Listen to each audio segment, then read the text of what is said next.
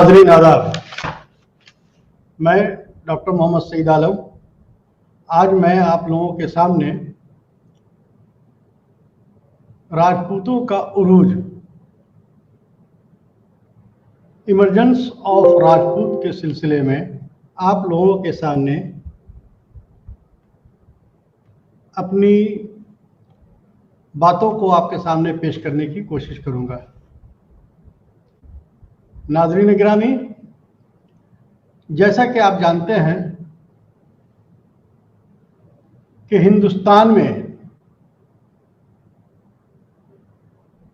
राजपूत जो 5वीं सदी से लेकर या यूं कहें कि 7वीं शताब्दी से लेकर 12वीं शताब्दी तक करीब करीब 500 वर्षों तक शानदार हुकूमत इन्होंने किया।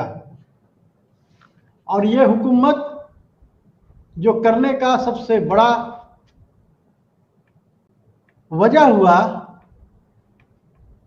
कि ऋग्वेद के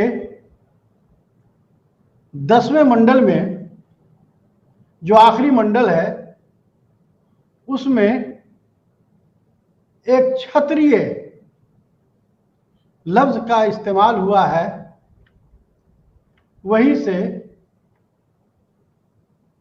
जातियों का भारत में 4 तरह के जाति कहे गए। एक ब्राह्मण कहे गए, दूसरे राजपूत कहे गए, तीसरे वैश्य कहे गए और शूद्र, और चौथे शूद्र कहे गए। लेकिन मैं आज जो है राजपूत के बारे में आप तमाम लोगों के सामने अपनी बात को पेश करूंगा। जैसा कि राजपूत एक संस्कृत लफ्ज है जिसके मानी होते हैं राजा का बेटा। राजा का बेटा, ये राजपूत का जो मानी जो होते हैं वो राजा का बेटा। तो जाहिर सी बात है कि आप इसके तखल्लुस से ऐसा पता चल रहा होगा कि जो राजपूत लोग होंगे वो किसी न किसी रूप में, किसी न किसी शक्ल में हुक्मरान तबके से ही आते होंगे। इसमें कहीं पर से इनके मानी के जरिया, इनके बातों के जरिया ये बातें आप तमाम लोगों के सामने बताई जा रही हैं।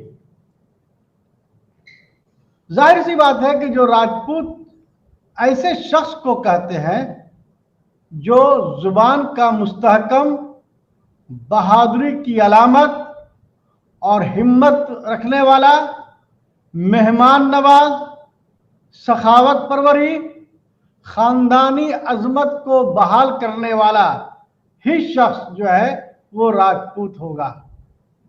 आपने आम बोलचाल में कहा सुनना होगा कि ये राजपूत का जुबान है। इसका मानी ये हुआ कि वो लोग ऐसे लोग को कहते हैं कि जिससे वो जुबान का वो पक्का हो, जुबान का मुस्तहकम हो। ये आम बोलचाल के बातों में ये बात होती है। तो जाहिर सी बात है कि ये जो हुक्मरान जो हुआ, उस हुक्मरान का जो है तवारीख में अगर हम पीछे की तरफ हम जाएं तो हमें ये बात समझ में आती है कि हर्षवर्धन जो करीब करीब 647 में उसके इंतकाल के बाद वहां जो है हालात बहुत ही खराब हो चुके थे। या यूं अगर कहा जाए कि हर्षवर्धन एक राजपूत कबीला का सबसे मजबूत हुक्मरान था तो ये कहना बेजा ना होगा। अब हर्षवर्धन के इंतकाल के बाद छोटे छोटे राजा, छोटे छोटे सामंत, जिसे जागीरदाराना निजाम कहते हैं, बहुत ही तेजी के साथ वहां अमल आने लगा। और ये अमल आने के बाद ये करीब 9वीं शताब्दी में आप देखेंगे कि ये राजपूत जो पहले क्षत्रिय थे वो राजपुत्र हो गए, महाभारत रामायण में राजन हो गए, और 8वीं शताब्दी और 9वीं शताब्दी में वही जो राजपूत थे वो राजपूत कहलाए। जाहिर सी बात है कि जब छोटे छोटे जागीरदाराना निजाम होगा तो उस निजाम को बहाल करने के लिए वहां आपसी नाइत्तफाकी बहुत जोरों से थी। हम और आप जानते हैं कि जब कोई भी हुकूमत करना आता है या करना चाहता है तो आपसी जो है इत्तेफाक बहुत कम होता है, क्योंकि सभी चाहते हैं कि हम हुक्मरान बने, हम हुकूमत करने वाला बने। इसलिए ये आपसी रंजिशों की वजह कर इसमें बहुत सारी तब्दीलियां हुई। मैं आपको यह बताने की कोशिश कर रहा हूं कि राजपूत का दौर कब से शुरू हुआ। तो आम जुबान में अगर आप कह दें कि 7वीं शताब्दी से या 8वीं शताब्दी से, कुछ तवारीखदान 7वीं शताब्दी मानते हैं और कुछ तवारीखदान 8वीं शताब्दी मानते हैं, जो 12वीं शताब्दी तक रहा। कम से कम 500 वर्षों तक उन्होंने बहुत खूबी उन्होंने मतलब के हुकूमत किया। अब सवाल यह उठता है कि क्या राजपूत की कुल जातें या कुल जातें कितनी थी। तो मैं आपको बता दूं कि colonel Tod's, James colonel Tod's की एक किताब है the annals of the Rajasthan, आप नोट कर ले उसे। किताब का नाम है the annals of the Rajasthan. उसमें जो बात कही गई है कि राजपूतों के 36 तरह के सब कास्ट थे, सब जातें थी। नंबर 1, जो जनरल टॉड्स के किताब में जो 1818 से लेकर 1922 तक जो उन्होंने अपनी तहकीकी मकाला लिखा है और एक किताब लिखा है the annals of the Rajasthan, उसमें राजपूतों के सिलसिले में पूरी तफसील के साथ उन्होंने 36 तरह की मतलब के जातों का वर्णन किया है। आप देखेंगे कि आज के जमाने में चाहे वो किसी भी जात का क्यों ना हो, चाहे वो ब्राह्मण हो तो उसमें भी सब कास्ट देखेंगे, क्षत्रिय हो तो उसमें भी सब कास्ट देखेंगे, अगर आप वैश्य देखें तो उसमें सब कास्ट देखेंगे, शूद्र देखेंगे तो उसमें भी सब कास्ट देखेंगे। इस तरीके से जनरल जेम्स टॉड्स ने जो उन्होंने जो कहा है, तो मैं आपको उसका बताता। यदु, यादव, दूसरा गहलोत, तीसरा राठौर, चौथा कुशवाहा, पांचवा परमार, छठा चौहान या चौहान, चाहुआन या चौहान, सातवां चालुक जो सोलंकी राजवंश का था, आठवां प्रतिहार, नौवां चाबूरा या चौरा, 10वां टांग या तक्ष, 11वां जिट जिसे जाट कहते हैं, उसे भी राजपूत के श्रेणी में लाया उन्होंने। 12वां हुन, जो हुन जाति थी जो सेंट्रल एशिया से आई थी, जिसको हुन कहते हैं। 13वां कट्टी, 14वां बल्ला, 15वां झाला या मकवान, 16 जेठवा जिसको कमरी भी कहा जाता है, 7वां गौ हिल, 18वां सरवैया या सरी अस्प, 19वां सिलार, 20वां डाबी, 21वां गौर, 22वां डोर या डोंडा, 23वां गढ़वाल, 24वां चंदेल, 25वां बड़गुजर, 26वां सेंगार, 27वां बेस, 28वां दाहिया, 29वां जौहिया, 30वां मोहिल, 31वां निकम्भ या नकुम, 32वां राजपाली, 33वां दहिया, 34वां सिकंदरिया, 35वां धान्य या पालक, 36वां मठ या जटा। तो आप देखेंगे कि 36 तरह के राजपूत जो होते, यह जो है जेम्स टॉड, ये जेम्स टॉड वही टॉड है जिसने बाहरी मतलब के जो है विदेश बाहरी मुल्क के थे।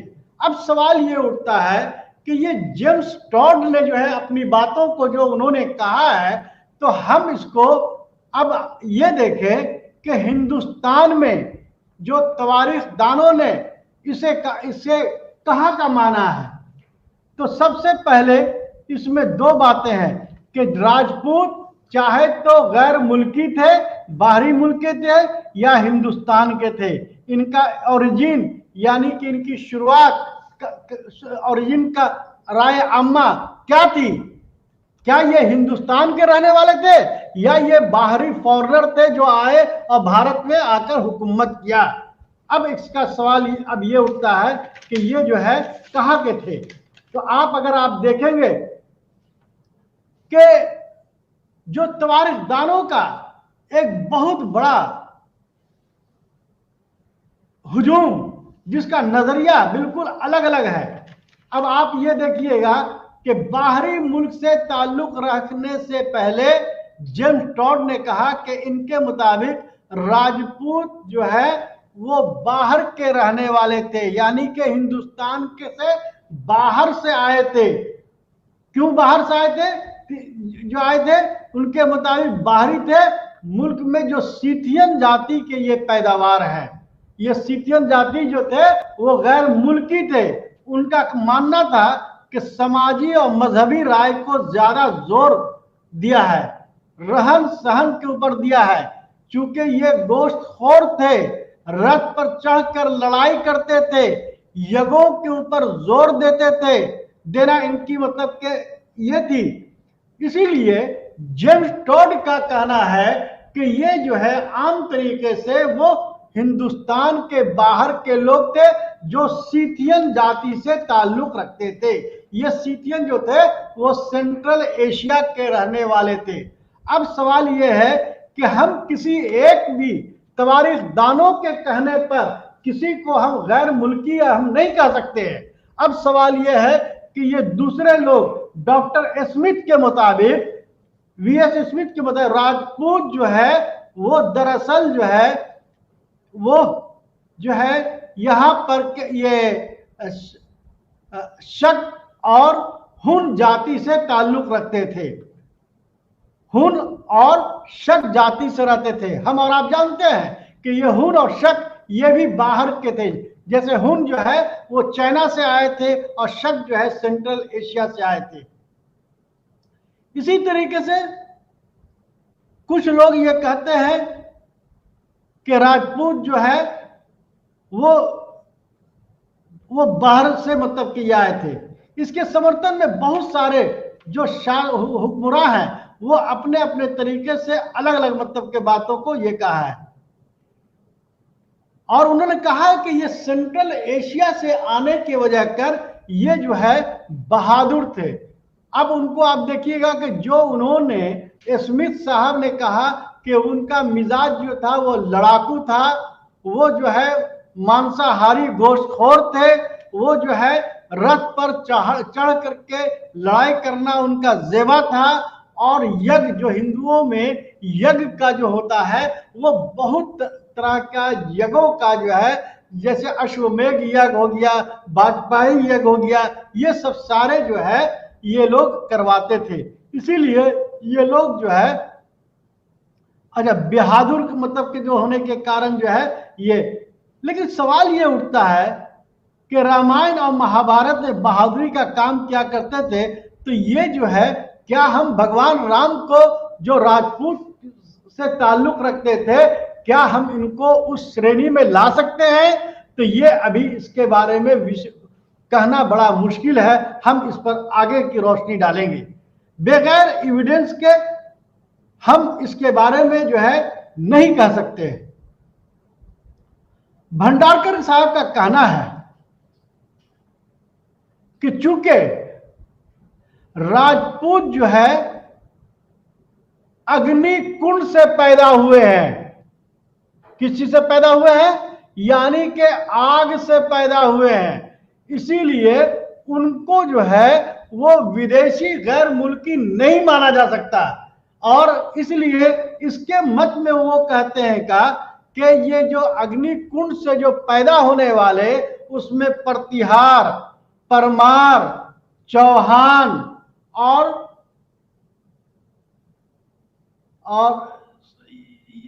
सोलंकी, ये चार ऐसे मतलब ये जो थे जो अग्नि कुंड से पैदा हुए थे, जो बाहर के हो ही नहीं सकते हैं। अग्नि ये जो है भारत में एक इनका देवता, एक भगवान राम के नाम से, भगवान के नाम से जाना जाता है, इसलिए इसको जो है ये कहना अच्छी बात नहीं है। अब सवाल यह है कि पुराण में जो है इसे राजपूत को है कहा गया। अब देख लीजिए, अब वैदिक में ऋग्वेद में 10वें परमंडल में जो है इसको क्षत्रिय कहा जा रहा है। पुराण में इसको है कहा गया के नाम से जिक्र किया गया है, जिसको शक और यवन वगैरह जो बाहरी से ताल्लुक रखते थे, इसको जो मतलब कि ये हो ही नहीं सकता, पुराण में इसको है कहा गया। इसी तरीके से राजपूत के जो बाहरे के मामले में जो इन लोगों का जिक्र है और जो इन लोग बहुत अपनी मजबूती से जो बात कहते हैं, हमें ऐसा लगता है कि राजपूत विदेशी बिल्कुल नहीं थे, ये हिंदुस्तानी थे। अब इसके ये में जो है, जो मैं आपको सामने मतलब कि ये कहना चाहूंगा कि इसके मत में बगैर इतिहास को हम उनके सबूतों से ही हम ये बात कह सकते हैं कि अब सवाल ये उठता है कि राजपूत हिंदुस्तान से ताल्लुक रखते थे। इसके मत में जो है गौरी शंकर साहब, हरिश्चंद्र ओझा, सीवी वैद, ये तीन ऐसे मजबूत तवारीखदार हैं जिन्होंने अपनी बातों को बहुत ही मजबूती से ये बात कहा है कि ये जो है, जो राजपूत जो लोग जो है वो जो है हिंदुस्तान से ताल्लुक रखते हैं। और अगर कोई शख्स, कोई भी तालिब इल्म ये चाहता है कि इनके बारे में जानकारी करे, तो राजपूताना का इतिहास जो पार्ट 1 पेज नंबर 49 और medieval history in India part 2 और पेज नंबर 5, ये 2 किताबों का मैंने हवाला रख दिया है। और उस हवाले में आप अगर चाहें तो आप उसको देख सकते हैं कि इन्होंने गौरी शंकर साहब और हरिश्चंद्र ओझा और सीवी वैद साहब ने इनको जो है राजपूत के ओरिजिन के मामले में जो इन्होंने जो माना है, जो राय अम्मा दिया है, वो दिया है कि वो हिंदुस्तान के ही रहने वाले थे। अब कुक साहब जो है ने जो बात कही कि वो तवारीख में जो तवारीख के बारे में जो मतलब कि कहा, उनका भी ये मानना है कि ये जो है ये लोग बिल्कुल ही मतलब के भारत थे, लेकिन कुछ इनका जो नजरिया जो है वो क्या कहते हैं, काल्पनिक, जिसको उर्दू में कहते हैं कि तसव्वुर में जो है ये बात उन्होंने कहा है कि ये भारतीय भी हो सकते हैं और ये विदेशी भी हो सकते हैं। तो कहने का मतलब ये है कि जो सीथियन, जो हुन, जो शक, ये सब सारे जितने बाहरी जो शासक आए और भारत में आकर के अपनी हुकूमत को चलाया, तो वो जो है अपने आप को राजपूत लफ्ज का इस्तेमाल करने के पीछे ये है कि उसमें जो वैदिक काल में जो ग्रंथ था उसमें क्षत्रिय का जो है, तो इन लोगों ने देखा कि हम लड़ाकू टाइप के लोग हैं, लड़ने वाले लोग हैं, योद्धा हैं, लड़ाई करने की हुनर मालूम है, तो उन्होंने अपने आप को क्षत्रिय कहा। हम और आप जानते हैं कि ब्राह्मण वो जो है जब भी होते थे तो वो हुक्मरानों का जो है मुशीरकार होते थे, एडवाइजर होते थे। वो जो है ब्राह्मणों जो है वो जो है क्या नाम है, किसी भी हुक्मरान को सिर्फ जो है वो सलाह मशवरा देना उनका सबसे बड़ा अहम काम था। लेकिन लड़ाई करने का जो मतलब कि ये जो इतिहास में तवारीखदानों ने जो कहा है उस क्षत्रियों का ही काम था। इसलिए उन जितने भी जो बाहरी मतलब के जो हुक्मरान थे, जो बाहरी थे, वो लोग जो है अपने आप को क्या कहा, क्षत्रिय कहा। तो इसीलिए तवारीखदानों ने जो है अपने अपने तरीके से इसको नजरिया अलग अलग तरीके से रखने की कोशिश की है। तो मैं ये एकदम साफ मैं ये कह देना चाहता हूं कि जो राजपूत जो थे वो भारतीय ही थे। दूसरी बात यह है कि एक और सी बात है कि राजपूत की जो ओरिजिन जो है वो नागवंशी से हुआ। इसमें भी देखिएगा कि क्या भाई, तो राजपूत जो थे वो नागवंशी थे, सूर्यवंशी थे, उसके बाद जो है यदुवंशी थे। ये जो है ये अलग अलग तरीके से, जिस तरीके से जेम्स टॉड ने 36 तरह का कहा, तो इसको अलग अलग तवारीखदानों ने अलग अलग तरीके से मतलब कि उसमें पेश करने की कोशिश किया है। और इसलिए राजपूतों को बाहरी मुल्क का होना बिल्कुल किसी भी एतबार से सही नहीं है।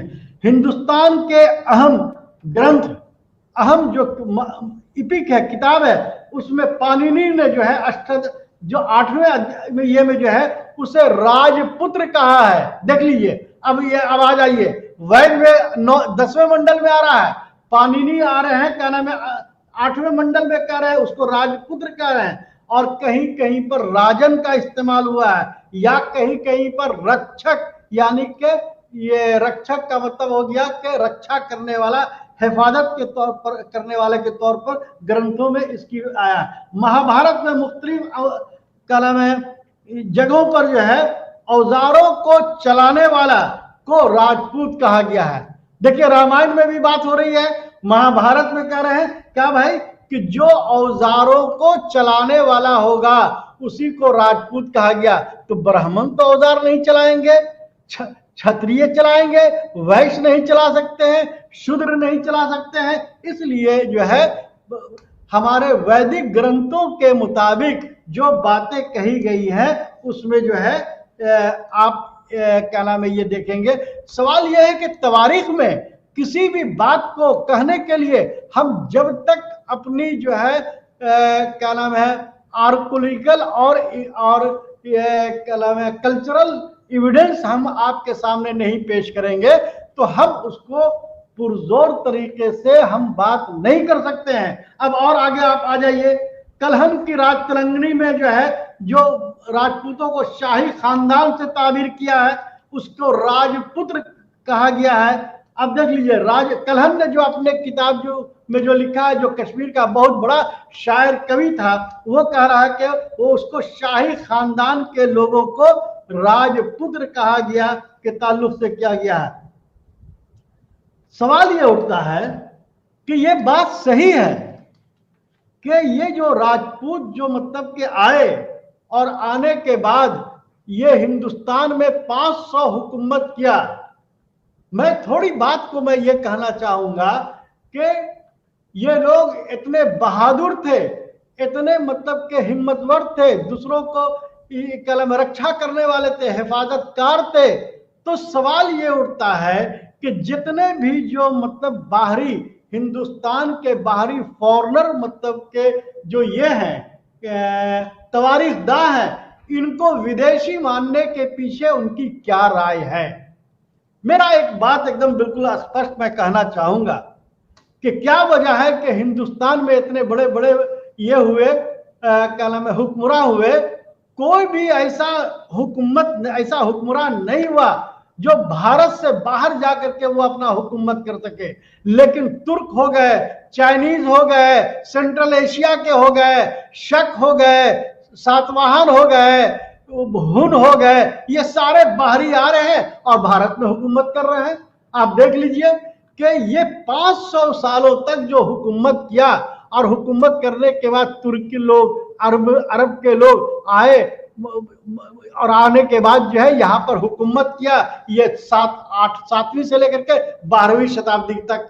तो आप सोच लीजिए कि मीर कासिम हो गए, फिर ये गजनवी हो गए, फिर उसके बाद ये सब सारे लोग जो आए, तो ये सब आने के पीछे कौन सी ऐसी वजूहात थी कि जो भारत में इन्होंने सबसे मजबूत और सबसे सुरक्षित जगह अब समझा।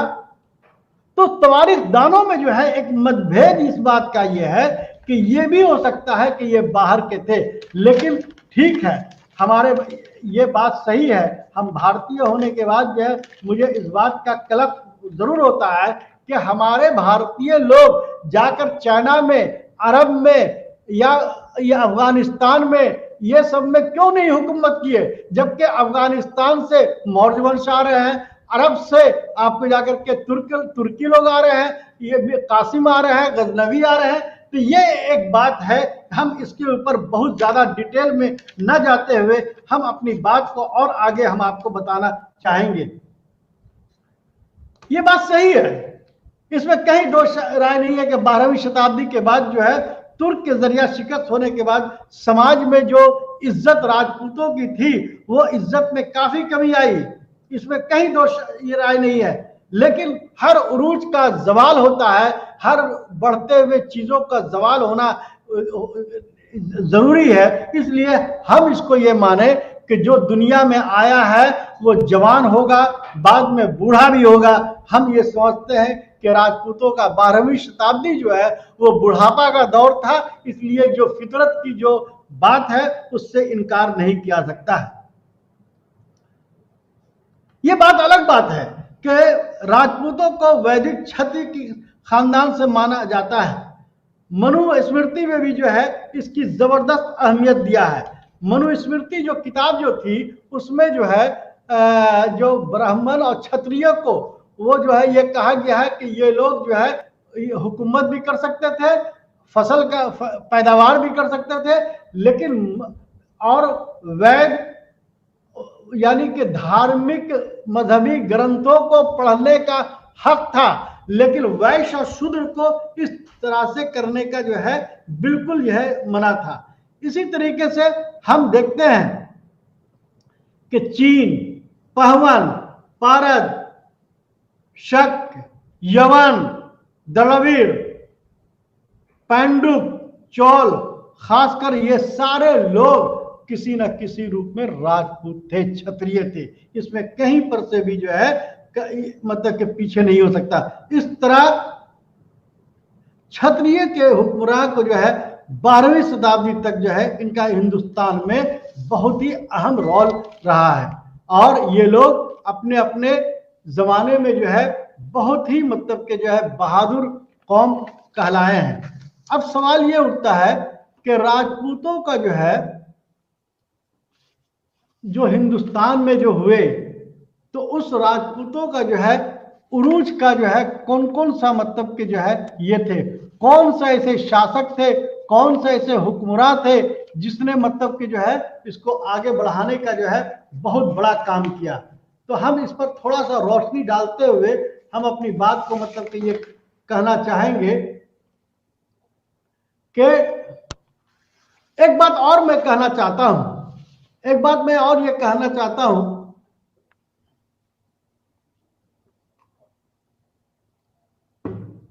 एक बात और मैं कहना चाहता हूं कि चंद्रबरदाई ने अपनी किताब जो है पृथ्वी राज रासों में, जो पृथ्वीराज के जमाने में जो है एक बहुत मशहूर कवि था, शायर था, जिसने ये कहा कि गुर्जर, प्रतिहार, चौहान, परमार, चालुक्य, ये चारों जो है किससे हुए? अग्नि कुंड से पैदा हुए। और उन्होंने कर्नल टॉड ने कहा कि इन्होंने 36 जातियां थी, लेकिन चंद्रबरदाई ने कहा है कि चंद्रवंशी यानी कि महताब का जो खानदान का जो था वो 10 मतलब के लोग थे। सूर्य का जो था, सूरज का जो है जो खानदान के जो थे वो 10 थे, यानी कि चांद और सूरज दोनों के 10-10। और अग्निकुंड जो चंद्रबरदाई कह रहे हैं कि वो 4 थे, और ऋषि वंश जो ये जो कह रहे हैं कि ये जो है 12 थे। यानी कि टोटल मिलाकर जो चंद्रबरदाई जो ये बात कह रहे हैं कि ये जो है 36 थे, इससे ये बात का वाजे हो जाता है। तो सवाल ये उठता है कि ये चारों मतलब के जो लोग जो थे, इसमें कौन सा ऐसा मजबूती थी कि जो इन लोगों ने मतलब ये किया। अब थोड़ा सा और हम आप आगे बढ़ाना चाहेंगे बात को, कि अब सवाल ये उठता है कि ये राजपूतों में जो है जो 36 तरह का ये रहे, और चंद्रबरदाई ने जो है जो 4 तरह की राजपूत को जो अग्निकुंड से जो पैदा हुए थे, ये कुछ मतलब के सही दिखता है।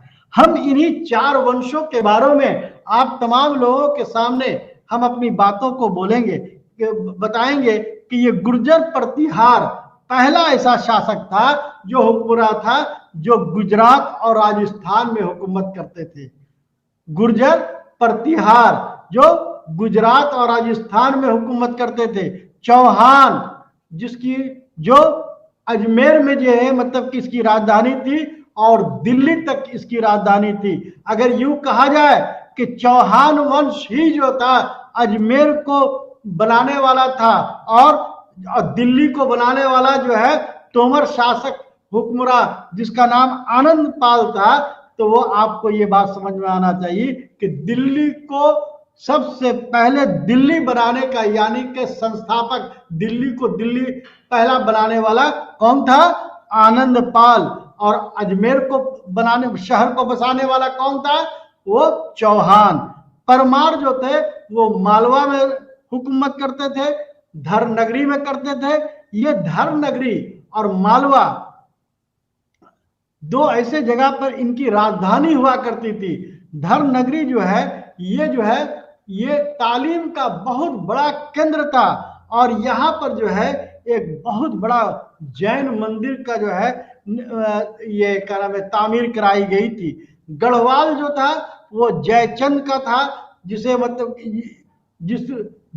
गढ़वाल जयचंद, वो वही जयचंद है जिसको जो है मोहम्मद गौरी को बुलाया था। चालुक जो है गुजरात के रहने वाले थे। तो आपको ये बात समझ में आ जानी चाहिए कि ये लोग जो 4 मतलब के जो अग्निकुंड से जो थे, उनका क्या रुतबा था, क्या बात थी।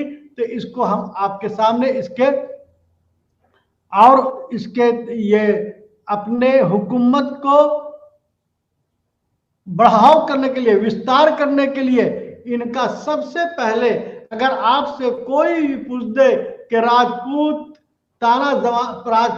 के दौर में कौन कौन से ऐसी जगह पर राजपूत जो है सबसे ज्यादा पाए गए, तो आपको कहने में कोई देरी नहीं होगा कि गुजरात, राजस्थान, यूपी, दिल्ली और क्या नाम है ये दक्षिण भारत, ये ऐसे जगह पर थे जहां पर इन लोगों ने अपनी हुकूमत को बहुत तेजी से ये किया।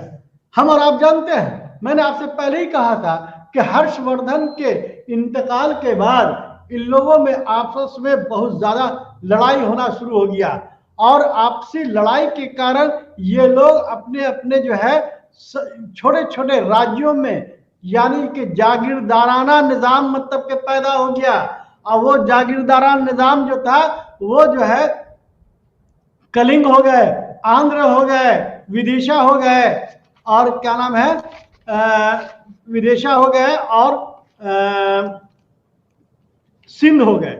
ये सब सारे ऐसे थे कि जहां पर छोटे छोटे जो जागीरदार थे लेकिन बहुत ही मजबूत थे।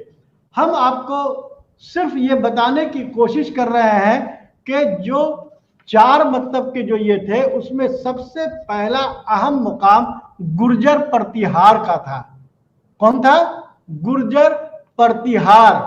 ये प्रतिहार जो है कहीं कहीं पर उसे गुर्जर कहा गया है और कहीं कहीं पर इसको प्रतिहार कहा गया है। ये गुजरात के दक्षिण भारत में शासन कर रहे थे। चले, इसके जो कायम शुदा थे उसका नाम था नागभट्ट, जिसकी तारीख बताई जाती है 730 से लेकर 756 तक उन्होंने हुकूमत किया। अगर आपसे कोई कह दे कि अगर ये हर्षवर्धन के इंतकाल के बाद सबसे मजबूत हुक्मरान राजपूत के दौर में कौन हुआ, तो आपको ये बात माननी चाहिए कि उसका सबसे बड़ा जो हुक्मरान हुआ वो नागभट्ट पहला था, यानी कि नागभट्ट फर्स्ट, जिसको बाद उसको कई नामों से जाना जाता है। कुछ लोग उसको हरिश्चंद्र को भी कहते हैं। और ये हरिश्चंद्र जो है, इसको जो है एक मलेच्छों का मानने वाला कहा गया है। तो तवारीख में जो है अलग अलग जब जो आदमी रहता है उसको अलग अलग लक़ब से नवाजते हैं। तो कोई उनको हरिश्चंद्र कहा, कोई उसको मलेच्छों का जो है विनाश करने वाला, यानी कि मलेच्छों को खात्मा करने वाला कहा गया। इसी तरीके से गुर्जर का जो है राजधानी कहाँ थी? गुजरात थी। बाद में राजस्थान हुआ, अब बाद में उसके बाद में उज्जैन हो गया। क्या मतलब हुआ? मतलब यह हुआ कि जैसे जैसे हुकूमतें बढ़ती चली गई, हर राज्य से वो दूसरे राज्य गए। गुजरात एक अलग राज्य था, राजस्थान एक अलग राज्य था, और फिर उज्जैन जाने का मतलब यह हुआ, इसका मतलब यह है कि इसका जो शुरुआती दौर का जो शासक था, जो हुक्मरान था, अब नागभट्ट 3 राज्यों में हुकूमत कर रहा था। कौन कौन? गुजरात, राजस्थान और मध्य प्रदेश। और कुछ लोग का कहना है कि ये जो ट्रिपल स्ट्रगल का नाम जो आप जानते हो, त्रिपक्षीय स्ट्रगल, इतिहास में बहुत ही जो है ये माना जाता है। तो नागभट्ट जो है उसमें किसी न किसी रूप में उसने शामिल हुआ था। और उस जो है हम इसके बारे में आगे हम आप लोगों को बताने की कोशिश करेंगे कि ये ट्रिपल स्ट्रगल था क्या। ये ट्रिपल स्ट्रगल ये था कि ये लोग जो हुकूमत कर रहे थे, नागभट्ट, वो कर रहे थे कहाँ? वो कर रहे थे राजस्थान कर रहे थे, गुजरात कर रहे थे, और बाद उज्जैन कर रहे थे।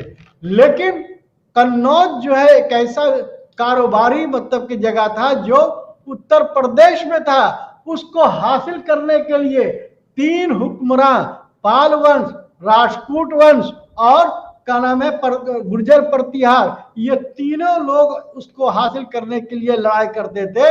इसीलिए उसे क्या नाम है, क्या बोला जाता है? त्रिपक्षीय हिंदी में बोला जाता है, और अंग्रेजी में कहते हैं ट्रिपल स्ट्रगल, यानी कि 3 तरफा लड़ाई। एक राजा उसको हासिल करने के लिए जाता था तो दूसरा राजा से लड़ाई होता था, और तीसरा राजा जो है उसका इंतजार करता था कि जो जीतेगा हम फिर उससे लड़ाई करेंगे। तो ये बातें जो है करीब करीब जो है कई यानी कि 15-20 साल तक जो भी शासक आए, जो भी हुक्मरान आए, और वो जो है उसका बहुत तेजी के साथ जो है ये किया। अब हम आपको और आगे थोड़ा सा बढ़ना चाहेंगे कि उसके बाद जो है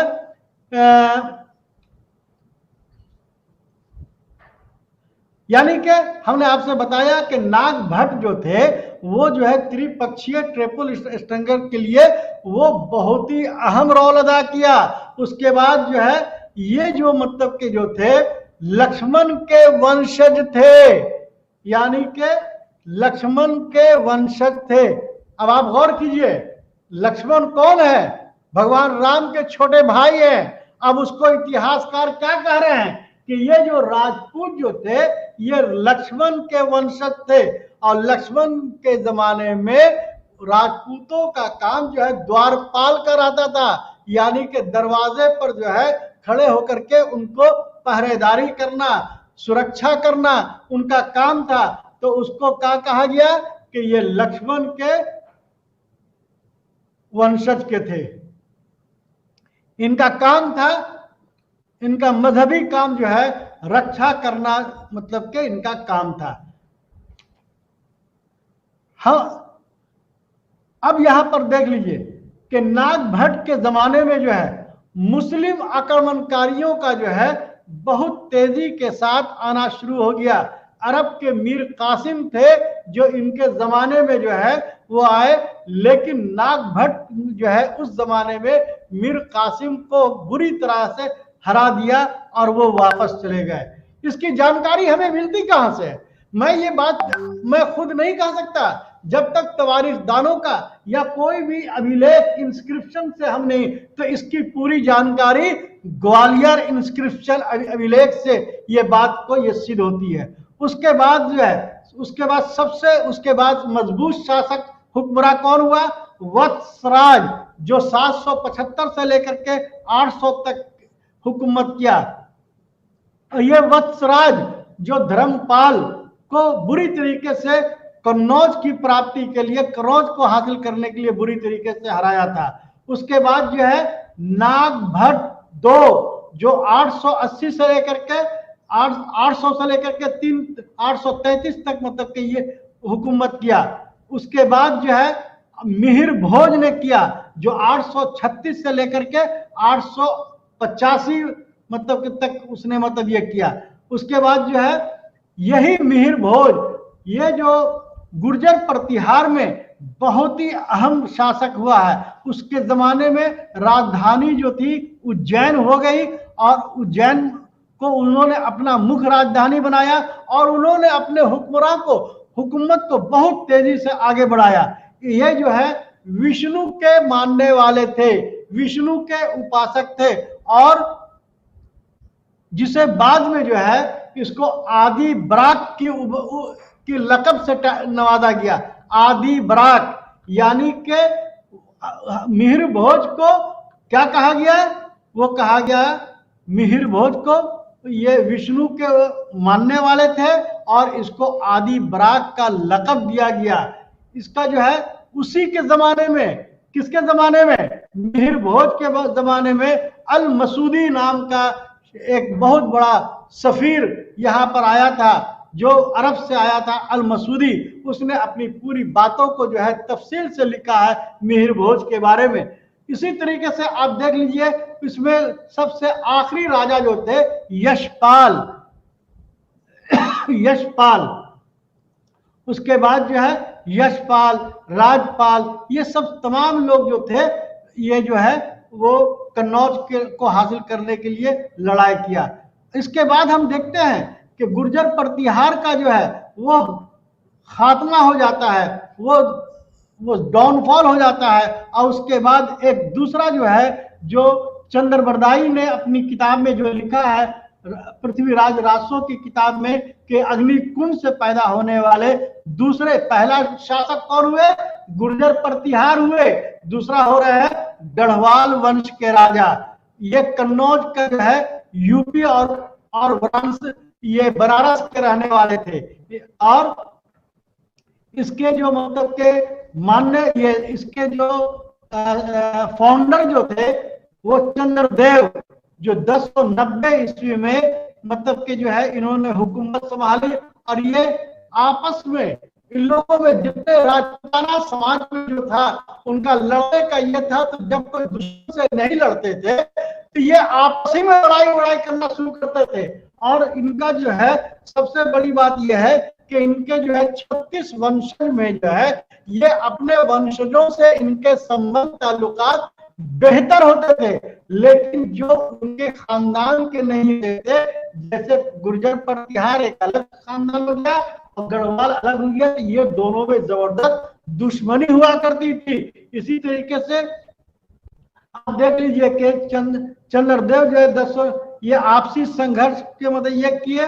और जो एक गोत्र के होते थे, एक खानदान के होते थे, इन लोगों में आपस में लड़ाई नहीं होती थी और हमेशा दुश्मनी जो है इन लोगों के नाक पर होती थी, यानी कि लड़ने मारने का जो है इनका ये होता था। तीसरा जो है सबसे बड़ा राजा हुआ वो चंद्रदेव या जयचंद्र कहिए, जो इतिहास में सबसे मतलब कि ये माना जाता है कि वो जो है वही शख्स ऐसा था जो किसको, महमूद गजनवी को बुलाया था अरब से। किस लिए बुलाया था, अब हम आपको इस पर थोड़ा सा रोशनी डालना चाहेंगे। जयचंद्र की बेटी थी जिसका नाम था संयोगिता, जो पृथ्वीराज चौहान से वो शादी करना चाहते थे, लेकिन जो जयचंद्र जो थे वो नहीं चाहती थी। लेकिन संयोगिता जो है पृथ्वीराज से जो है स्वयंवर में जो है स्वयंवर उन्होंने रचाया और रचाने के बाद जो है उनके गले में जो है उनको वर डाल दिया और इनको इस बात से उनको जयचंद को बहुत गुस्सा हुआ और गुस्सा होने के बाद जो है उन्होंने जो है पृथ्वीराज से जो है उन्होंने दुश्मनी ये कर ली। और हम बहुत ज्यादा इस पर डिटेल में इसलिए नहीं जाएंगे कि हमें पूरे खानदान के बारे में बताना है, इसलिए हम शॉर्ट में ये बता रहे हैं कि जयचंद की बेटी संयोगिता की शादी किससे हो गई, पृथ्वीराज चौहान से। किसके खिलाफ, यानी कि बाप के खिलाफ में बेटी ने बगावत कर दिया और उसने अपनी बाप के बिना बोले हुए पृथ्वीराज चौहान से उन्होंने शादी कर लिया। और 1194 ईस्वी में गौरी ने जो है महमूद गौरी ने ये कहना है इन पर हमला कर दिया, जिससे बुरी तरीके से पृथ्वीराज चौहान की हार हुई। और उसके बाद जो है एक तीसरा मतलब के जो है जयचंद का मामला जो मतलब कि ये है, ये तवारीख में जो है अगर आप चाहें तो इसको हम बता दें कि 1170 से लेकर 1193 ईस्वी का ये मामला मतलब कि जो है, यानी कि ये कहा जाए कि अगर जयचंद की तारीख जो है हुकूमत करने की तारीख क्या रही होगी तो आप अच्छे तरीके से जान जाए कि 1170 से लेकर 1194 तक का जो है इसकी हुकूमत रही है। इसी बीच में संयोगिता ने जो है पृथ्वीराज चौहान से शादी कर दिया। इसके बाद आप देखेंगे परमार वंश के हुक्मर आए, जो चंद्रबरदाई ने जो है अग्निकुंड से जो पैदा होने वाले जो 4 मतलब की ये में जो है उसमें परमार, जिसका राजा जो है उपेंद्र राजा हुआ, जिसको कृष्ण राज 790 से 745 तक जो है परमार वंश का बहुत मजबूत हुक्मरान रहा, बहुत ही जो है मेहनती और बहुत ही दिलेर और बहादुर था। इसकी राजधानी जो है धरांधी और उज्जैन में जो था जो धारा नगरी कहलाता है, उस जो है राजभोज जो है 1011 ईस्वी में जो है तीसरा शासक हुआ, जो बहुत ही शक्तिशाली था, बहुत ही हुकूमत में बहुत मजबूत था। उसने मजबूती से अपने हुकूमत को बढ़ाया, विस्तार किया और ये जो है एक कवि मतलब के बहुत ही पढ़ा लिखा आदमी था, ये कविराज था, ये कई पुस्तकों का खालिक था। इसीलिए जो है इसे जो है ये कहा जाए कि ये जो है कवि राजा के साथ साथ बहुत ही काबिल, यानी कि मेडिसिन में, उसके बाद मैथमेटिक्स में, उसके बाद कई किताबों का खालिक है। इसीलिए जो है इसे जो है बहुत ही जो है इम्पोर्टेंट मतलब कि ये जो है ये शासक मतलब कि हम लोग हुक्मरान इसको मानते हैं, समझे। तीसरा मतलब कि जो है सबसे उसके बाद जो है, अब आप गौर कीजिएगा कि इन्होंने कई सब्जेक्ट में जो है किताबों को लिखा। राजा भोज जो है बहुत ही काबिल सलाहियत वाला इंसान था, जिसमें साइंस, मैथ, अगर उसको ये कहा जाए कि मेडिवल हिस्ट्री का एक अहम शासक, पढ़ा लिखा शासक, ये नहीं कि बहुत बड़ा शायर, तो जो आयुर्वेद यानी कि आयुर्वेद का कई किताबों का खालिक है। धार नगरी में राजा भोज ने एक बहुत बड़ा विश्वविद्यालय बनाया था, वो जो और वहीं के विश्वविद्यालय के बगल में एक जैन मंदिर का वो उन्होंने तामीर करवाया, जो भोपाल में एक तालाब का निर्माण, ये तामीर करवाया। आप सोच सकते हैं कि वो शख्स एक ऐसा मतलब कि जो है सांस्कृतिक लिटरेचरी का इतना मजबूत आदमी था कि जहां पर जिस कैंपस में शिक्षा दीक्षा की बात कर रहा है वहीं पर एक जैन मंदिर को मतलब ये किया को उसको निर्माण करवाया और उसने एक तालाब खुदवाया। इसका मतलब ये हो गया कि वो जो है तामीर के साथ साथ तालीम का ऊपर बहुत ज्यादा मतलब के जो है उसने जोर दिया।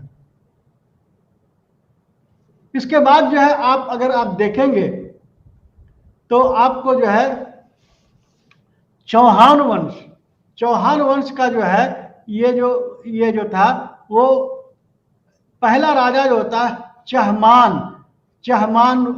चौहान वंश को चमहान भी कहते हैं और ये जो था वो जो है वासुदेव कहा गया। चहमान को कहा गया वासुदेव कहा गया। उसकी राजधानी कहाँ थी? अरि क्षेत्र, अजमेर, नागौर। और उसका अजय राज जो था 1130 से 1150 किया। अरे राज का जो है वो शख्स जो है अजमेर का जो है उसने एक नया ये बनाया, एक बहुत बड़ा जो है लड़ाई करने वाला स्ट्रगलर था और कई शहरों को बसाया। दिल्ली की भी तामीर जो है तोमर हुक्मरान ने किया था। उसी तरीके से विग्रह राज जो बहुत बड़ा जो कवि था जिसको सोमदेव ने इसको ये सोमदेव के नाम से भी जाना जाता है। उसी तरीके से तीसरा राजा जो है पृथ्वीराज था। फिर पृथ्वीराज थर्ड था जिसका पृथ्वीराज के जमाने में एक बहुत बड़ा जो है कवि था जिसका नाम था राजरासो। किताब लिखा जिसने चंद्र बरदाई के नाम से जाना गया। उसी तरीके से अगर आप हम देखें कि पृथ्वीराज जो थर्ड थे उसी के साथ जो है गौरी का जो है बुरी तरीके से मतलब कि ये हुआ। और उसके बाद जो है अगर ये कहा जाए कि गौरी के बाद ही ये 1177 से लेकर 92 तक जो है चौहान खानदान का जो है वो के बाद जो है वहां पर जो है गुलाम वंश हो गया या कुतुबुद्दीन ऐबक हो गया या मोहम्मद गौरी हो गया। तराइन के युद्ध में 1191 ईस्वी में बुरी तरीके से मतलब के जो है इसने हार गया। अब एक लास्ट राजा जो था वो चालुक था जिसको सोलंकी जो है जो 10वीं से 13वीं शताब्दी के बीच में अग्निकुंड से ये हासिल हुआ था। जो इसका शासक उसकी पहली जो शासक का नाम था उसको ब्रह्मा से मतलब बताई गई है। राजधानी इसकी अनिल हरवाल थी जो जैन धर्म का मानने वाला था। मूल राज फर्स्ट इसका पहला राजा था जो 941 से 95 तक ये किया। चारमुंड जो है 976 में राजा बना। इसी तरीके से जैन सिंह 1094 से 1142 तक शासन करता रहा। इसने लिंग सरोवर नाम का जो है 1080 में शिवलिंग का निर्माण करवाया। कुमारपाल 1143 से लेकर 1145 तक कोकण का विस्तार किया। केदारनाथ और सोमनाथ मंदिर को इन्होंने दोबारा तामीर करवाया। उसी तरीके से 1178 में मोहम्मद गौरी कुतुबुद्दीन ऐबक ने गुजरात पर अधिकार कर लिया। बाद में मालवा और देवगिरी के शासकों ने इस पर बुरी तरीके से ये किया। उसके बाद अगर आप हम देखेंगे कि राष्ट्रकूट भी जो है वो एक राजपूत जाति थे। उसका पहला राजा जो था वो ध्रुव था जो कन्नौज का जो है लड़ाई में बहुत तेजी के साथ उसने ये किया था। दूसरा आमोदवर्ष शिक्षा का बहुत मतलब तालीम का उसने विकास किया। जैन धर्म का मानने वाला था। इंद्र सेकंड जो है वो उसी के जमाने में जो है अरब सफीर अल मसूदी आए। उसके बाद कृष्ण थर्ड जो है जिसको तकोलम में जो है चोल वंश का जो शासन था कर्क तैलब जो चालुक्य के कल्याणी को हराया था। उसी तरीके से पाल डायनेस्टी भी जो है 700 से लेकर के 1220 के बीच में आया था। बंगाल का पाल चाहता था कि कन्नौज को प्राप्त करना। पाल जो है राजधानी जो है उसकी मुंगेर भी थी और बंगाल भी थी। गोपाल बिहार शरीफ में एक राजधानी बनाया था नालंदा और बिहार शरीफ के बीच में, जहां पर एक बहुत बड़ा विश्वविद्यालय जिसका नाम था उदयपुरी। ठीक उसी के मतलब के उसके बाद जो गोपाल के बाद धर्मपाल जो योग शासक था, जो बहुत ही मतलब कि ये था, उसने भी एक शिक्षा का बहुत बड़ा केंद्र बिहार शरीफ नहीं बल्कि भागलपुर में एक विश्वविद्यालय बनाया था, यूनिवर्सिटी बनाई थी जिसका नाम विक्रमशिला है, जिसको ये ट्रिपल स्ट्रगल में जो है ये धर्मपाल ने बहुत अहम किरदार अदा किया था। उसके बाद सेन वंश भी राजपूत के मतलब के ये थे। पाल के बाद जो है सेन वंश हुए, जिसकी राजधानी जो है बंगाल थी, लखनौती और नादिया इसका राजधानी थी। सामंत सेन, विजय सेन, बाल सेन, ये लोग सारे मतलब के जो है ये जो सेन जो थे ये बहुत ही पढ़े लिखे थे, बहुत बड़े लिटरेरी आदमी थे और ये संगठन को मजबूत करने वाले थे। लक्ष्मण सिंह महत्वपूर्ण इनमें से बहुत ही खास ये हुक्मरान हुआ है और उसका कई मतलब के जो है कई जो है लिटरेरी का जो है तख्लीक किया है, जिसमें गीत गोविंद का नाम जो है बहुत तेजी के साथ मतलब कि ये आता है। अब सवाल ये उठता है कि क्या ये राजपूत जो थे वो जो है उनका राजनीतिक स्थिति क्या थी, समाज में उनका क्या स्थिति थी, आर्थिक स्थिति क्या थी, धार्मिक स्थिति क्या थी। हम बहुत कम शॉर्ट में, क्योंकि ये कितना वसी है इस पर कहना बड़ा मुश्किल है, लेकिन मैं आपको इस पर जो है मैं ये कहना चाहूंगा कि राजपूतों का जो है लड़ाकू कौम के थे। छोटे छोटे जागीरदारों में इनको जो है आपस में लड़ाई होती थी। उसके बाद जो है इन लोगों में एक एकता नहीं थी, एक ये नहीं थी।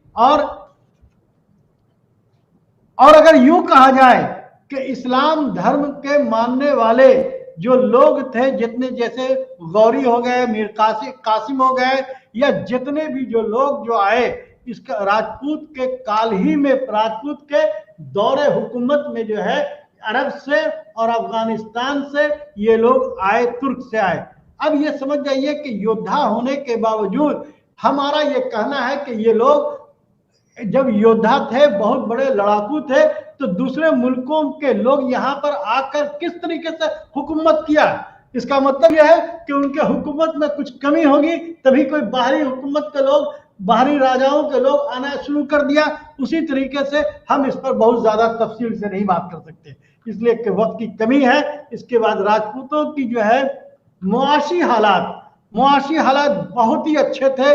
वो लोग सुखी संपन्न थे, कृषि पर जो है खेती पर मुनहसर थे, यानी कि ब्राह्मणों को भी हमने देखा है कि व्यापार में जो है बहुत तेजी के साथ जो है इन लोगों ने खेती वगैरह करना शुरू किया। और इन लोग के जमाने में व्यापार जो है का मतलब बहुत तेजी के साथ जवाल शुरू हो गया। और उसके बाद जो हम देखते हैं कि छोटे छोटे राज्यों का निर्माण करना इन लोगों का जो है यानी कि मुआशी गिरावट का सबसे बड़ी मतलब की वजह कही जा सकती है। इसी तरीके से हम देखते हैं कि धार्मिक स्थिति क्या थी, मजहबी स्थिति क्या थी। तो यानी कि ये लोग जो है वैष्णव धर्म, शिव धर्म और बौद्ध और जैन के मानने वाले थे।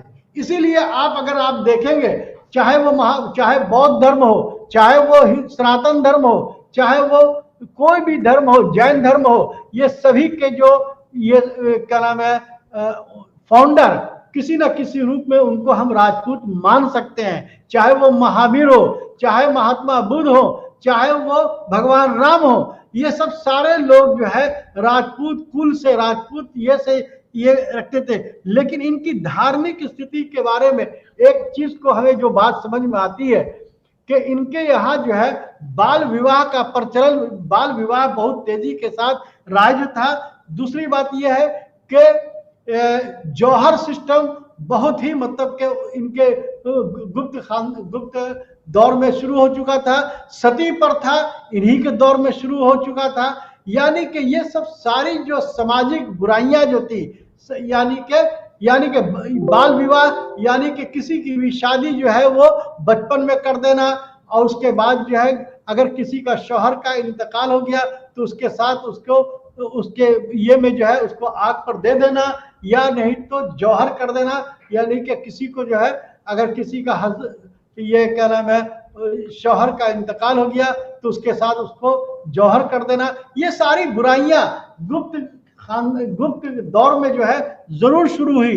लेकिन ये भी मानना चाहिए कि इनके यहाँ जो कुलीन वर्ग के थे, जो सबसे पढ़े लिखे जो लोग थे, वो लोग जो है वो तालीम के ऊपर बहुत ज्यादा मतलब के ध्यान दिया। और यही वजह है कि इनके यहाँ जो लीलावती और ऊर्जा, ये सब सारे ऐसे लोग थे जो तालीम के मामले में नुमाया किरदार अदा किया है। शुक्रिया।